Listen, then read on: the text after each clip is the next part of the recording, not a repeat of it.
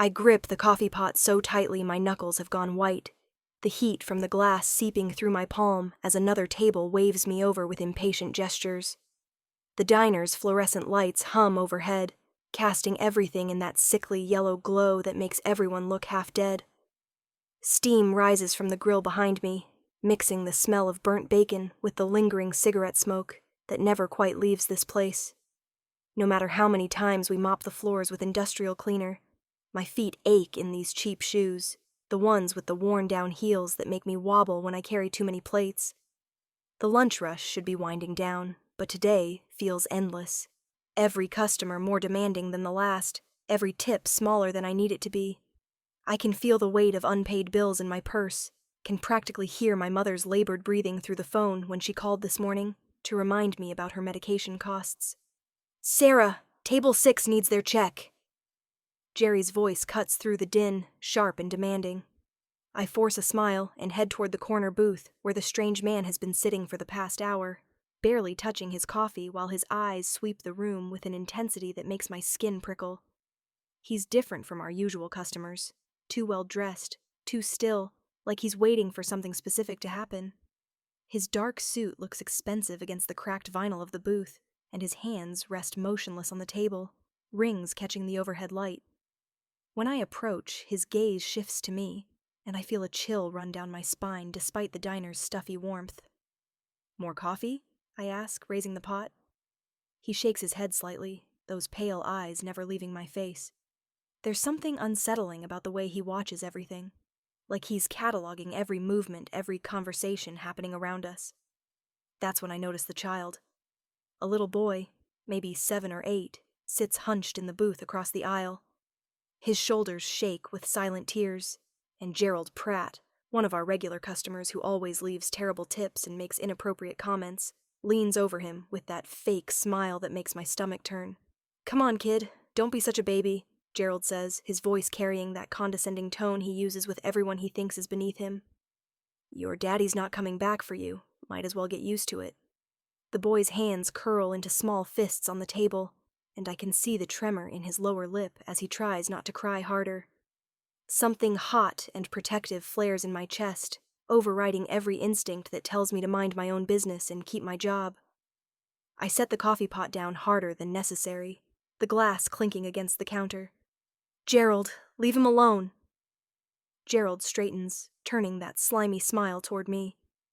"Just having a conversation, Sarah. Kid needs to toughen up. He needs to be left alone." I step closer, to the boys' table, positioning myself between him and Gerald. "Why don't you finish your pie and go?" The diner seems to quiet around us, other conversations fading as customers sense the tension. I can feel the strange man's eyes on us, his attention laser-focused on this moment, but I don't look away from Gerald's reddening face. "You don't tell me what to do, sweetheart," Gerald says, standing up from his booth. He's bigger than me, broader, and I can smell the beer on his breath even though it's barely past 2 in the afternoon. "Maybe you should worry about your own problems instead of playing hero." My heart hammers against my ribs, but I don't back down. I've dealt with men like Gerald my whole life, bullies who pick on people smaller and more vulnerable because it makes them feel powerful.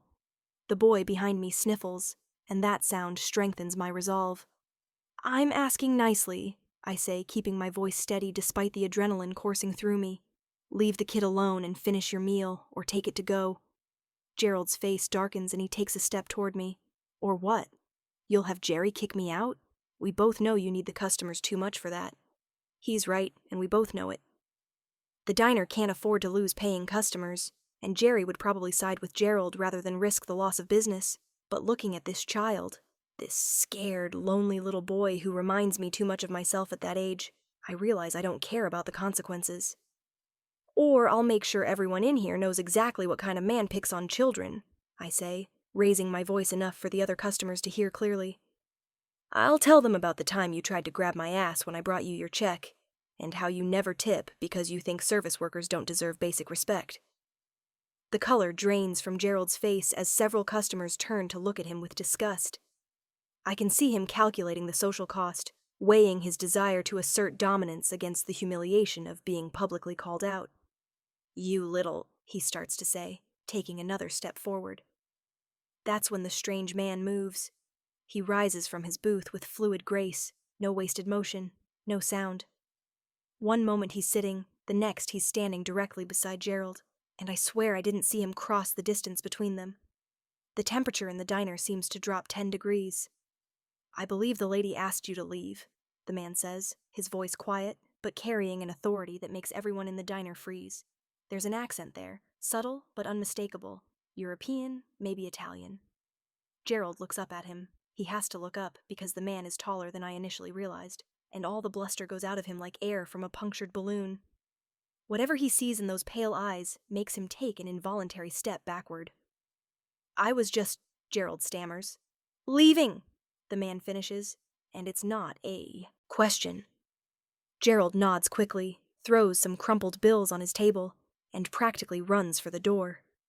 The bell chimes frantically as he pushes through, and then he's gone, leaving behind only the lingering smell of his cheap cologne and nervous sweat.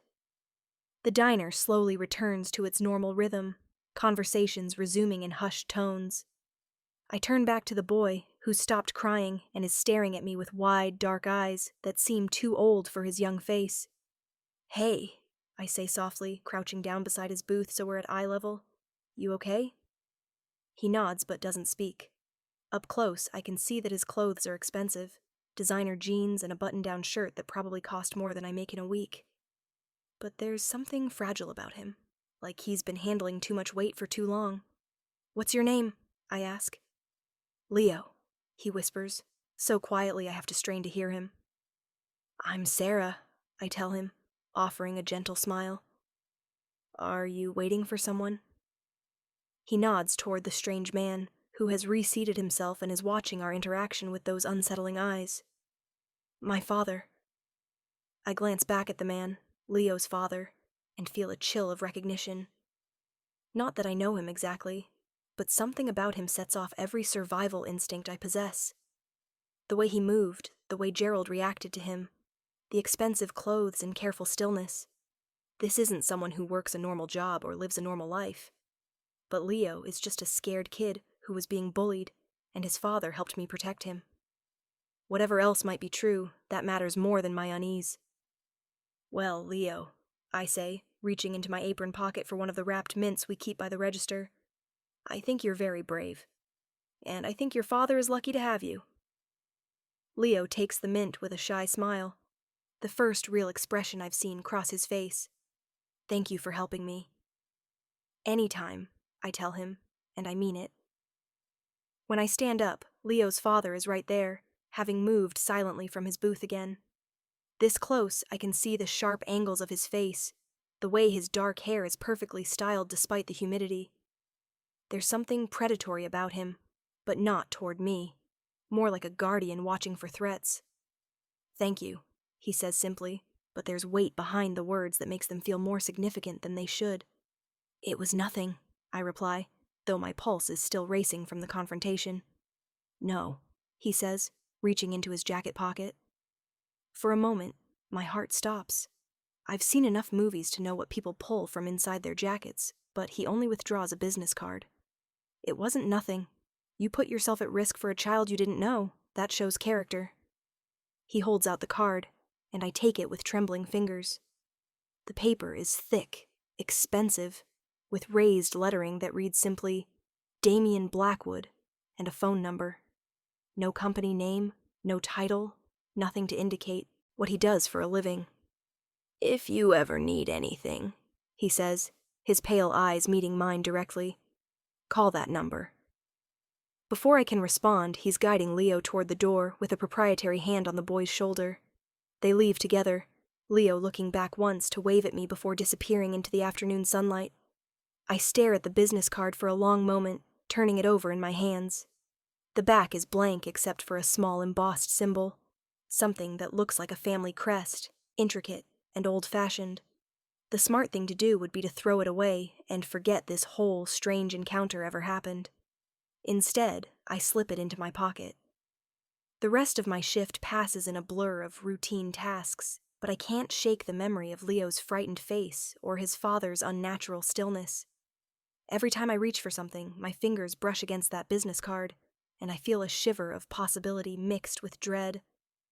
By the time I clock out, my feet are screaming, and my lower back aches from being on my feet for 8 hours straight.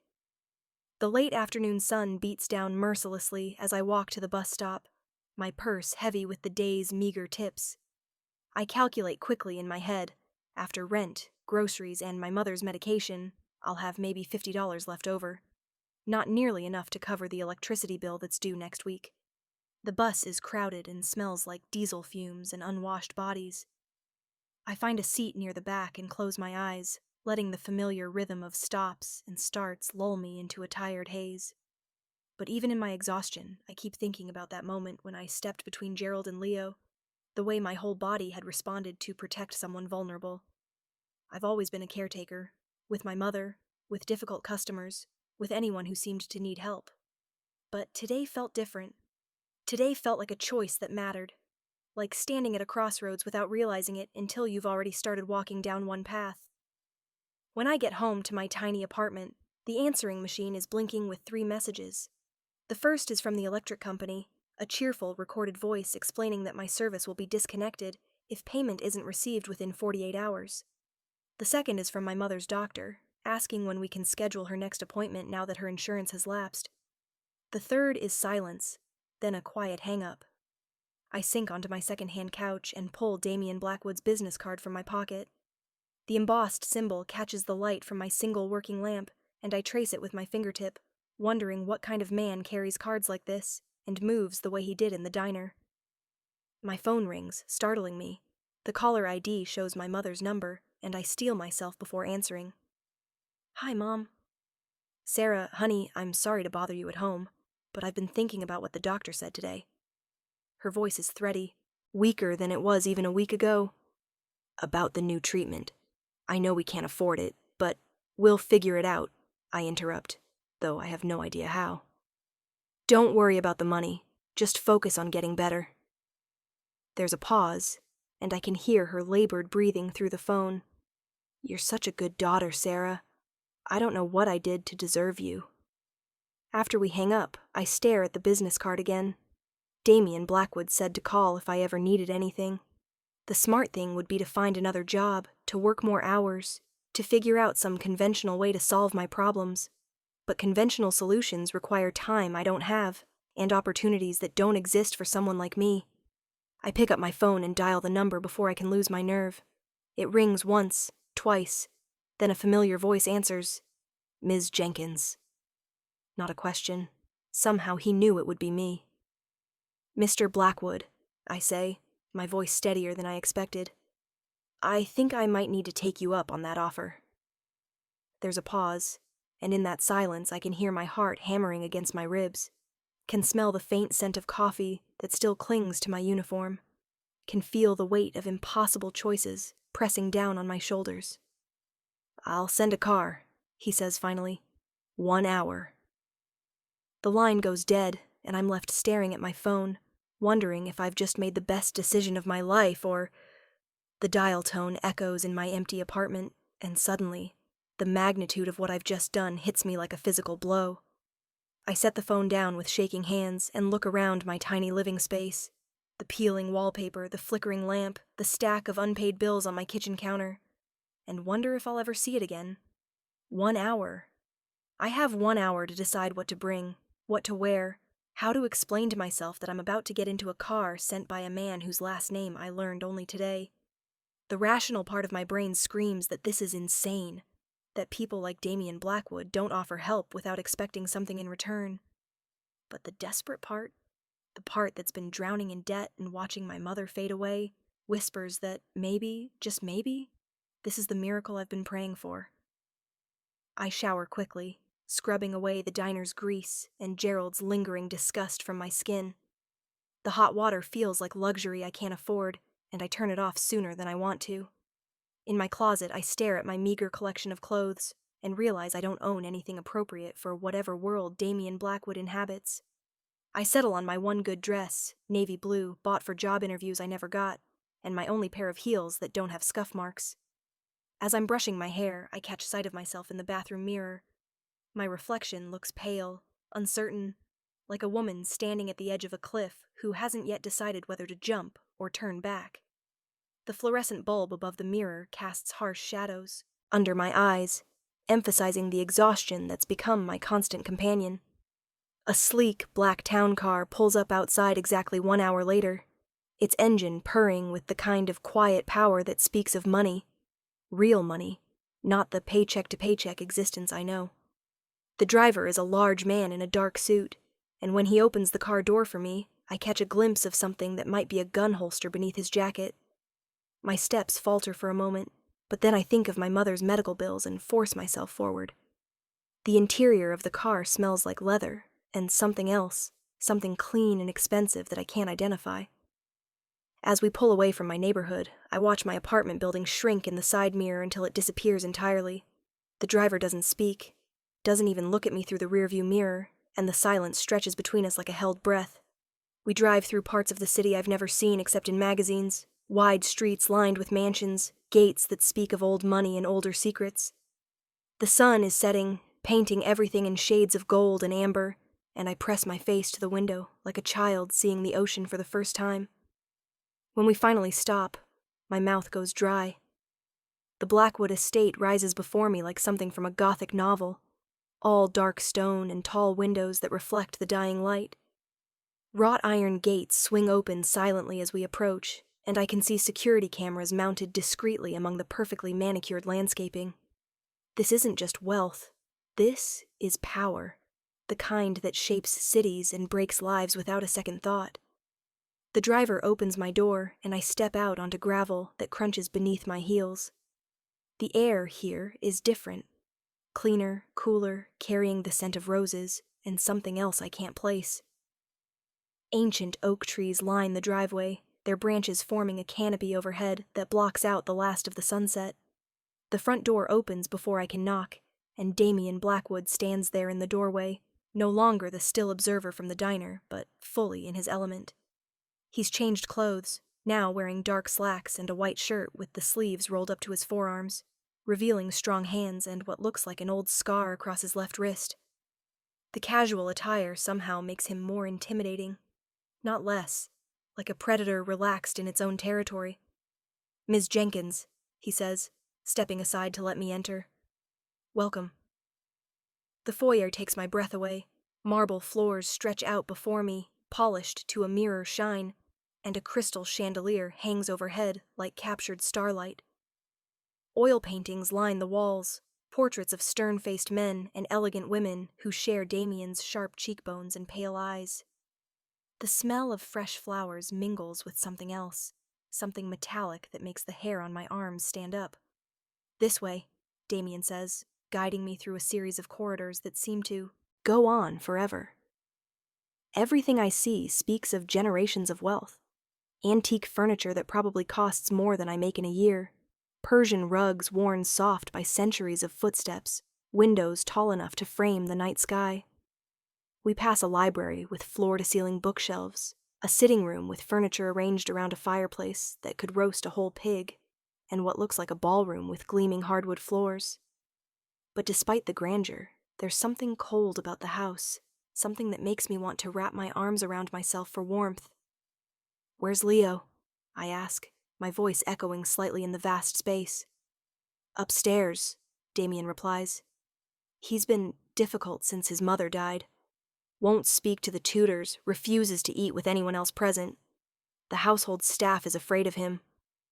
There's something in his voice when he mentions Leo's mother, a crack in that controlled facade that hints at depths of pain I can't imagine.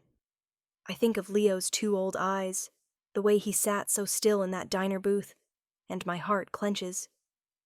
"Afraid of a little boy?" I ask.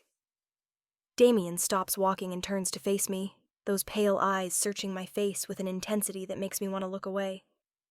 "Leo isn't exactly typical. Neither am I, for that matter. This arrangement will require certain accommodations on your part." Before I can ask what he means, we arrive at what he calls his study.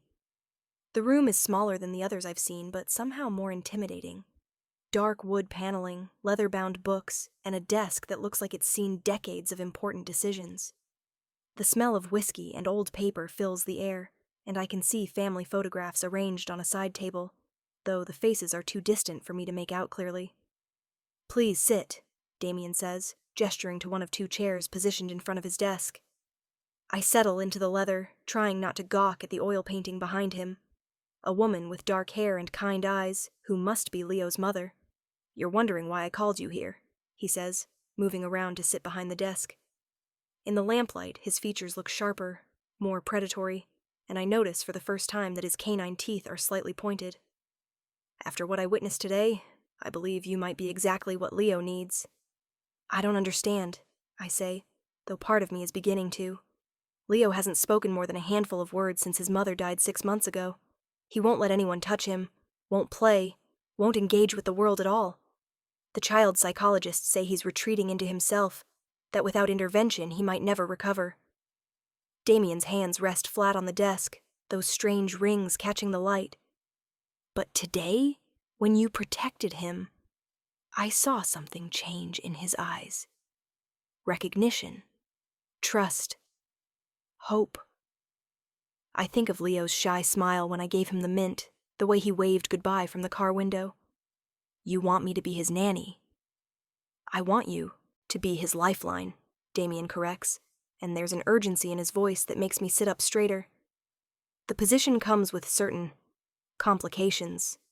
Leo and I, we're not entirely human. There are dangers associated with our kind, enemies who would use a child's vulnerability against us. Anyone who enters our world becomes a target. The rational part of my brain screams that this is where I should stand up, thank him politely, and ask for that ride home. But the desperate part, the part that's been fighting an impossible battle against poverty and illness, whispers that maybe the danger is worth it if it means saving not just myself, but my mother too. "What kind of compensation are we talking about?" I ask, my voice barely above a whisper. Damian slides a piece of paper across the desk. When I see the number written there, my vision actually blurs for a moment. It's more money than I've ever seen in one place, more than I could make in 5 years at the diner, enough to pay off every debt, to get my mother the best medical care, to never worry about electricity bills again. "The first payment would be immediate," he says. "The rest contingent on Leo's progress.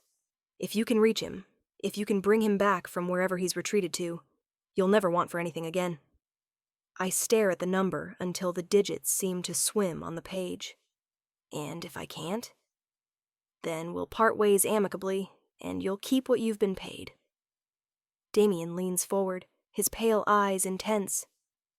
"But I don't think that will happen. I've watched people all my life, Ms. Jenkins. I know courage when I see it, and compassion. Leo needs both."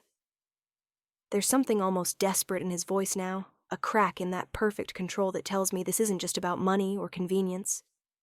This is about a father who's watched his son disappear into grief and doesn't know how to bring him back.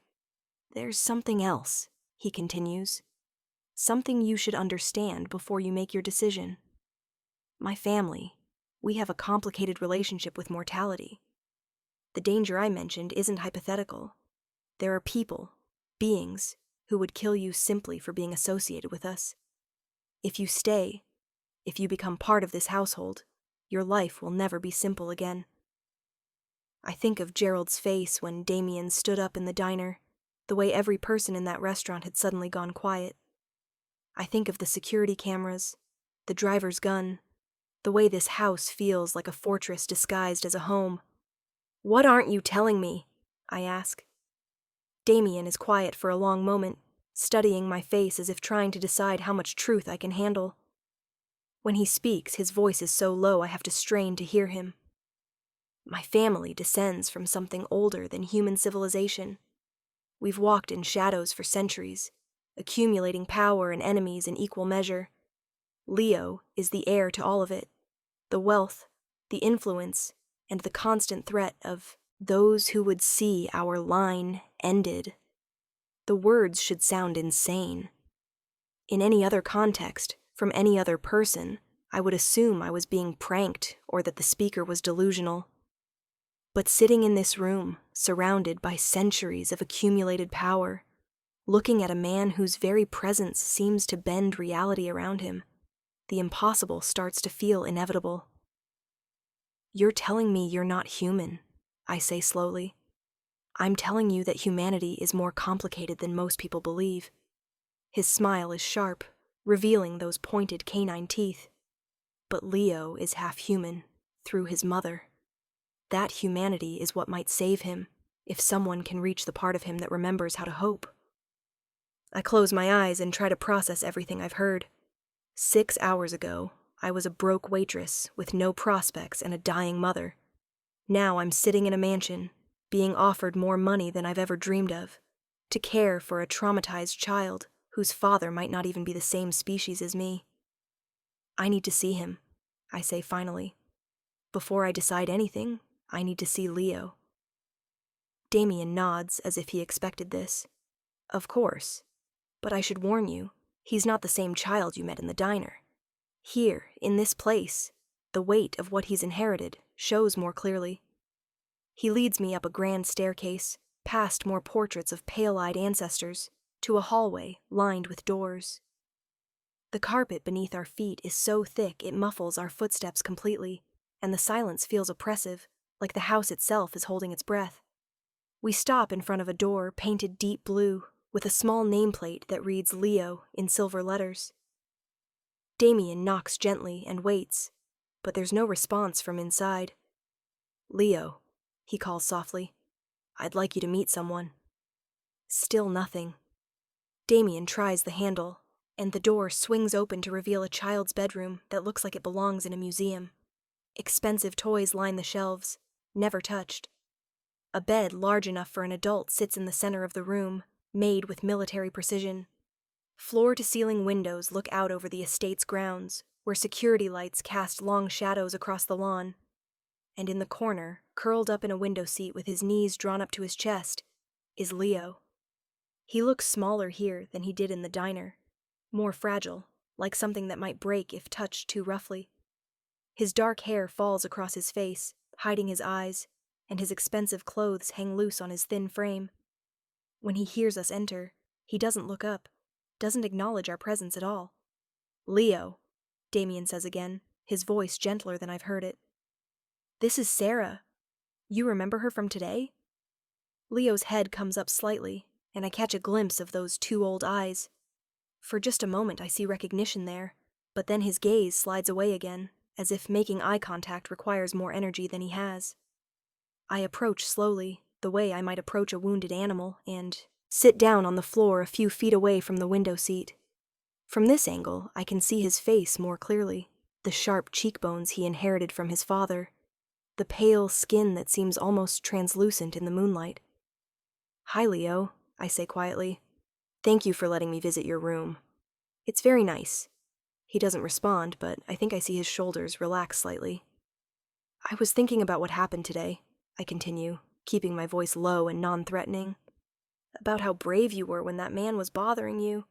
Not everyone would have stayed so calm." This time Leo does look at me, just for a second, and I see something flicker behind his eyes. Surprise, maybe, that someone would call his silence brave rather than cowardly. "Sometimes the strongest thing you can do is just keep going, even when everything feels impossible," I say, and I'm thinking as much about myself as about him. Sometimes surviving another day is the most heroic thing in the world. Leo's lips part slightly, as if he might speak, but then he closes them again and looks back out the window. Still, something has shifted in the room.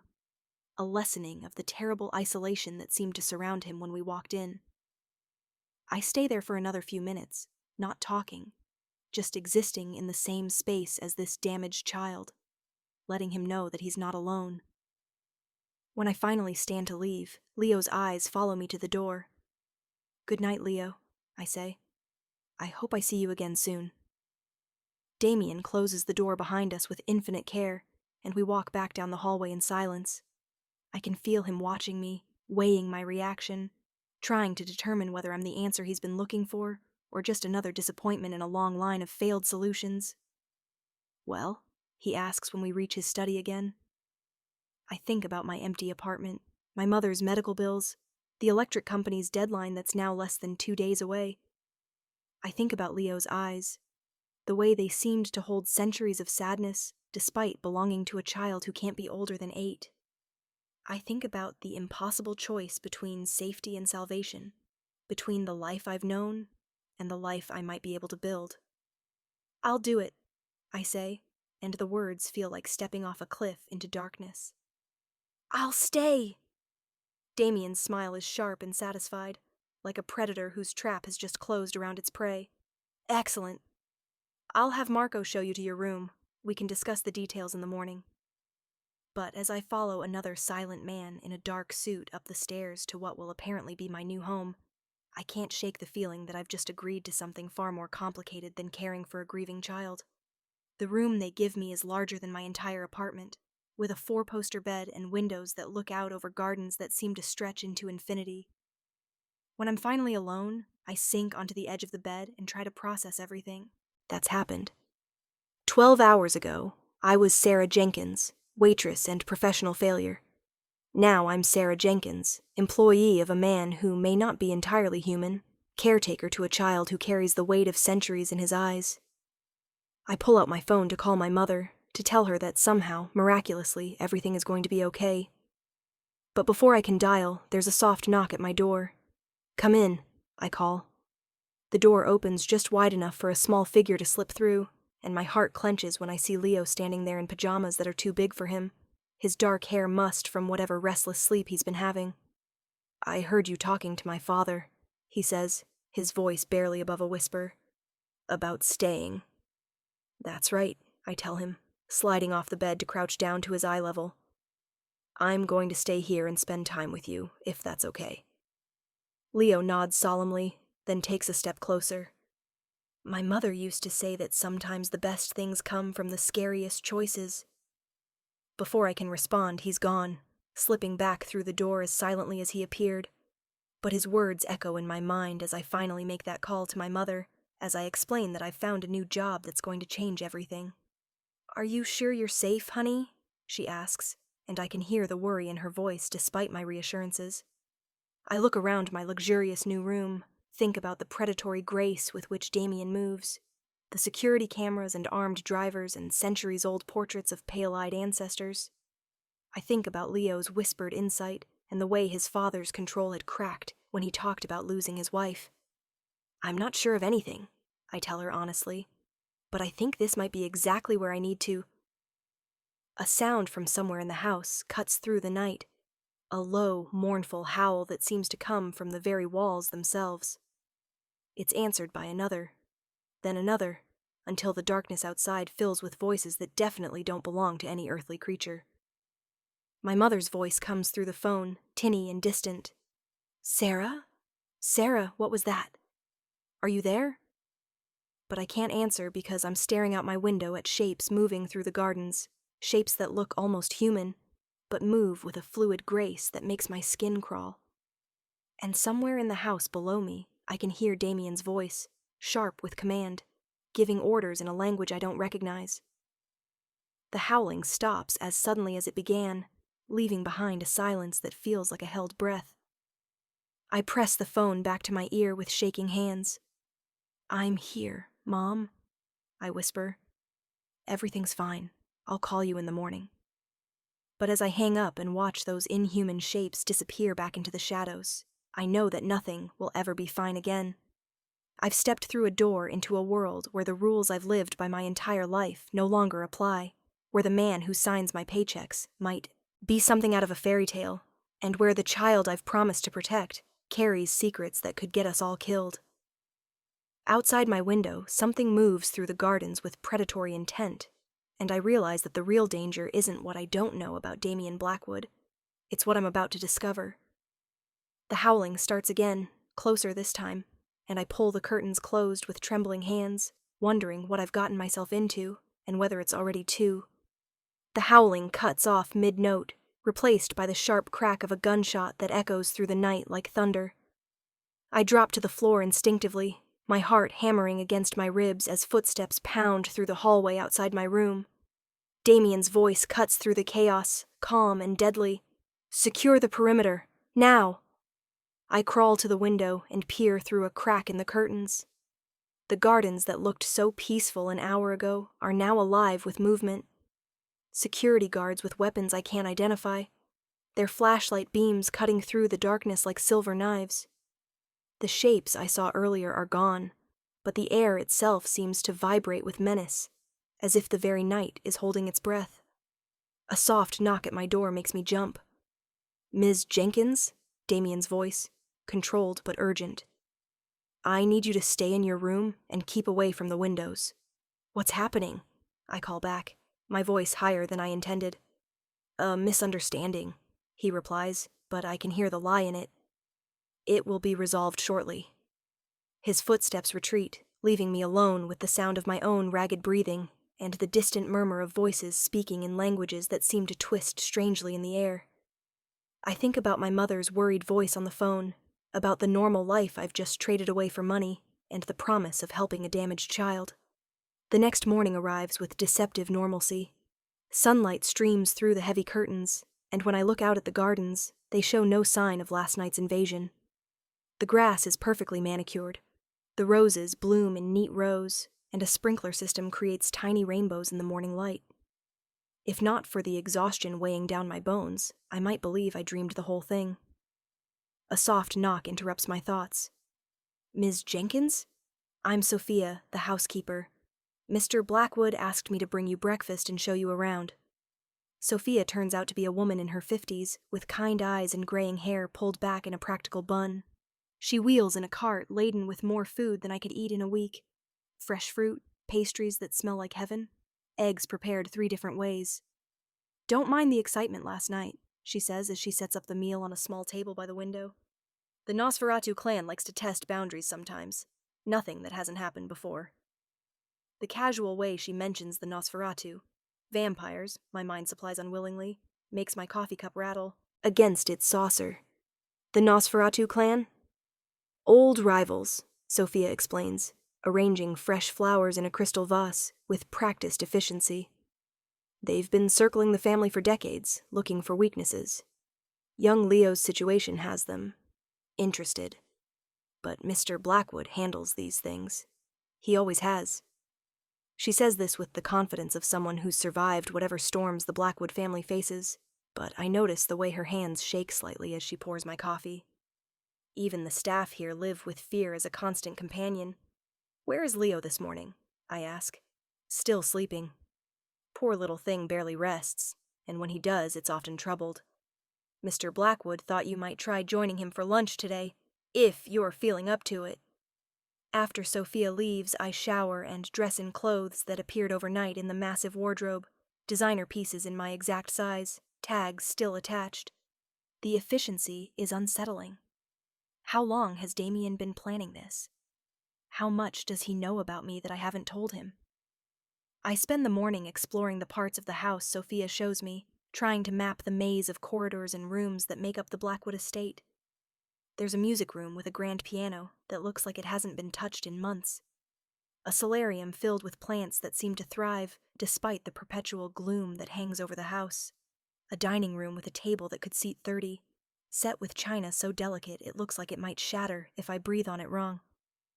"The family doesn't entertain much anymore," Sophia explains when she catches me staring at the formal place settings. "Not since Mrs. Blackwood passed.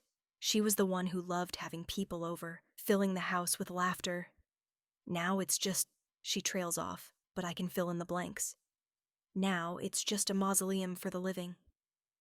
When lunchtime arrives, I find Leo in the kitchen, a room that feels more alive than anywhere else in the house, with copper pots hanging from hooks and the smell of fresh bread warming the air. He's sitting at a small table by the window, picking at a sandwich with the mechanical movements of someone eating out of necessity rather than hunger. "Mind if I join you?" I ask. Leo looks up, and for a moment I see something almost like relief in his eyes before the careful blankness settles back into place. He nods toward the empty chair across from him. I fix myself a plate and sit down, letting the silence stretch between us. Outside the window, gardeners tend to flower beds with the same precise care that seems to govern everything in this house. The normalcy of it is almost jarring after last night's chaos. "Do you like the gardens?" I ask eventually. Leo's gaze drifts to the window. My mother planted the roses, he says quietly. She said they were like hope. They need care to bloom. But once they do, they're beautiful enough to make you forget all the thorns. It's the most he's said since I arrived, and I can hear his mother's voice in the words, the kind of gentle wisdom a dying woman might leave for her child. She sounds like she was very wise, I tell him. She was sick for a long time before she died, Leo continues, as if he's been saving up these words and finally found someone safe enough to share them with. Father tried to save her with his blood, but it made her sicker. She said some things can't be fixed, only accepted. The pain in his voice is sharp enough to cut, and I understand suddenly why Damian's control had cracked when he talked about his wife. He'd watched his power fail him when he needed it most, watched the person he loved most slip away, despite everything he could do to stop it. It must have been very hard, I say, watching someone you love be in pain. Leo nods, setting down his sandwich untouched. Sometimes I dream that she's still here, and when I wake up, I remember all over again that she's gone. Father says the dreams will stop eventually, but I don't want them to. Even sad dreams about her are better than no dreams about her at all. My throat tightens, with unexpected emotion. I don't think your father wants the dreams to stop because he's cruel. I think he wants them to stop because it hurts him to see you in pain. Maybe, Leo says, but he doesn't sound convinced. We finish lunch in comfortable silence, and when Leo asks if I want to see his mother's rose garden, I follow him outside into the afternoon sunshine. The roses are spectacular, dozens of varieties in every color imaginable, their scent so intense it makes my head spin. But it's the small memorial tucked among them that stops me cold. A simple stone bench with an inscription, Elena Blackwood, beloved wife and mother, who taught us that love is stronger than fear. Leo sits on the bench and pats the space beside him. When I join him, he pulls something from his pocket, a small photograph of a woman with dark hair and the kindest eyes I've ever seen. She's holding a baby who must be Leo, both of them laughing at something outside the frame. This is her, he says, his voice barely above a whisper. She's beautiful, I tell him, and I mean it. There's something luminous about Elena Blackwood, something that makes me understand why a man like Damian would risk everything to try to save her. She used to bring me out here when she was too sick to do much else, Leo continues. We'd sit on this bench, and she'd tell me stories about the flowers, make up adventures about the butterflies. She said that even when she was gone, part of her would always live in this garden. As if summoned by his words, a butterfly lands on the rose bush nearest to us. A monarch with wings like stained glass. Leo watches it with the kind of attention that suggests he's seeing something more than just an insect. Do you think she can see us now? He asks. I think about my own mother, fighting her illness with a courage that amazes me every day, and about the desperate love that brought me to this strange house in the first place. I think love doesn't end just because someone dies. I think the people who love us stay with us in all the ways that matter. Leo considers this seriously, the way children do when adults treat their questions with the gravity they deserve. Father doesn't talk about her anymore. I think it makes him too sad. Sometimes when people are grieving, they forget that other people need to talk about the person they lost too, I say carefully. It doesn't mean he's forgotten her, or that he doesn't want you to remember her. It just means he's still learning how to carry that much pain. That afternoon, Leo shows me more of the estate, the library where his mother used to read to him, the music room where she played piano, the small art studio where her paintings still sit on easels, half-finished and gathering dust. Each room tells the story of a woman who filled this vast house with warmth and life, and whose absence has left behind a cold that no amount of luxury can warm. When evening comes, I find myself in the study with Damian, discussing Leo's care over glasses of wine that probably cost more than my monthly rent. He's changed from his day clothes into dark slacks and a midnight blue shirt that makes his pale eyes look almost luminous in the lamplight. He talked about his mother today, I tell him. About the dreams he has. About missing her. Something flickers across Damian's face. Pain, guilt. something deeper than simple grief. The child psychologist said it wasn't healthy for him to dwell on her memory. The child psychologists were wrong, I say, with more conviction than I feel. He's not dwelling. He's remembering. There's a difference. Leo needs permission to miss his mother, to talk about her, to keep her alive in the ways that matter. Damian's fingers tighten around his wineglass. You think I've been handling this incorrectly? It's not quite a question, and I can hear the edge in his voice, the kind of controlled danger that reminds me this man isn't entirely human, isn't someone I should challenge lightly. But thinking of Leo's careful silences, his desperate need to preserve his mother's memory, gives me courage. I think you've been protecting yourself, I say gently, which is understandable. But Leo interprets your silence as rejection of his grief, maybe even rejection of his mother's importance. He needs to know it's okay to remember her, to miss her, to talk about her without causing you pain. Damian sets down his wineglass with careful precision, and for a moment the silence stretches between us like a blade. When he speaks, his voice is so quiet, I have to strain to hear him. Elena was everything to me. When she got sick, I tried everything. Specialists, experimental treatments, even things that exist outside conventional medicine. Nothing worked. In the end, she died in agony despite every resource at my disposal. His pale eyes meet mine, and I see centuries of accumulated pain there. I failed her completely. How do I tell my son about that failure? How do I explain that all my power, all my influence, couldn't save the one person who mattered most? The raw vulnerability in his voice takes my breath away. This isn't the controlled predator from the diner or the calculating businessman from last night. This is a man broken by loss, terrified of passing his pain to his child. You don't have to explain your failure, I tell him. You just have to show Leo that loving someone doesn't end when they die. He needs to see that you miss her too, that talking about her doesn't diminish the love you have for him. Something in Damian's expression shifts, a crack in the armor he's built around his grief. She used to say that Leo would need both of us to become who he was meant to be, that I was too intense to raise him alone, that he'd need someone to teach him about hope. Maybe she was right. Maybe she was.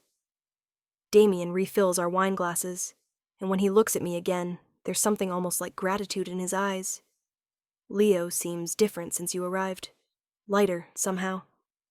He's a remarkable child, I say. He just needs someone to see that. We talk for another hour about Leo's education, his interests, the careful balance between protecting him and allowing him to experience normal childhood pleasures. Damian tells me about the security protocols, the reasons Leo can't attend regular school or play with neighborhood children, the constant threat that hangs over their family like a sword waiting to fall. The Nosferatu aren't our only enemies, he explains as we walk through the house toward the staircase. There are human organizations as well, people who hunt our kind, who see Leo's mixed heritage as an abomination. Anyone who cares for him becomes a target. Like last night, I say. Damian nods grimly. They were testing our defenses, looking for weaknesses. They'll be back, probably with a different approach. You should understand what you've walked into, Sarah. This isn't just about caring for a traumatized child. It's about stepping into a war that's been going on for centuries. As if to emphasize his point, a security guard appears at the end of the hallway, speaking rapidly into a radio in that same twisted language I heard last night. Damian listens for a moment, then nods dismissal. Another perimeter breach, he explains. Nothing serious, but you should return to your room now. Stay away from the windows. I'm halfway up the stairs when Leo's cry cuts through the night like a knife. It's not the normal sound of a child having a nightmare. It's something primal, terrified, inhuman. Damian is moving before the echo fades, taking the stairs 3 at a time with inhuman speed. I follow, my heart hammering, and find Leo's bedroom door standing open.